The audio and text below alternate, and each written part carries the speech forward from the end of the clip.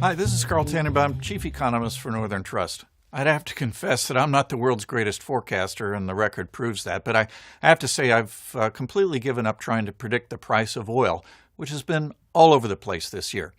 Just since this past summer, oil has gone from about $70 per barrel to $85 per barrel, and then more recently down to $60 per barrel, and it's almost impossible to figure out why.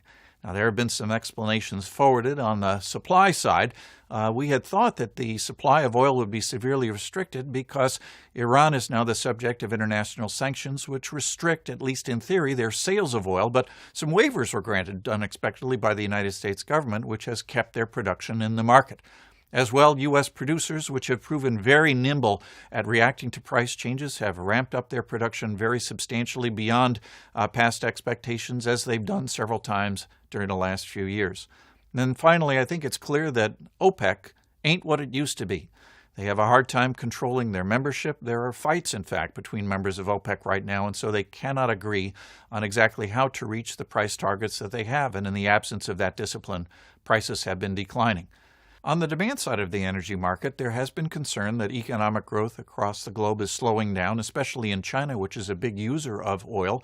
Alternative fuels are rising in popularity as an alternative to petroleum, and also the sensitivity in most places about climate change is leading countries to consider their overall use of fossil fuels and try and find ways to reduce them. If oil prices stay at their current level of about $60 per barrel, there will be some important winners and losers. The winners primarily will be consumers of oil and gasoline, drivers, and petroleum is also an input to the cost of plastics and other things. Emerging markets, which rely on oil imports for their energy, will also be favored. It'll also hold down their rates of inflation and also their interest rates.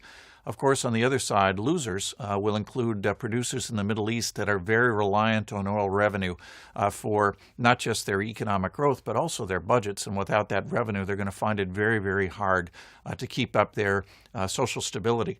And the United States in all of this is right in the middle. For most of my adult life anyway, we've been consumers of oil and at OPEC's mercy, but now we're a big producer, and so the impact on the U.S. economy is probably going to be about neutral, no matter where the oil price goes, and that's probably a good thing because I have no idea where it's going. And that's The View from Here.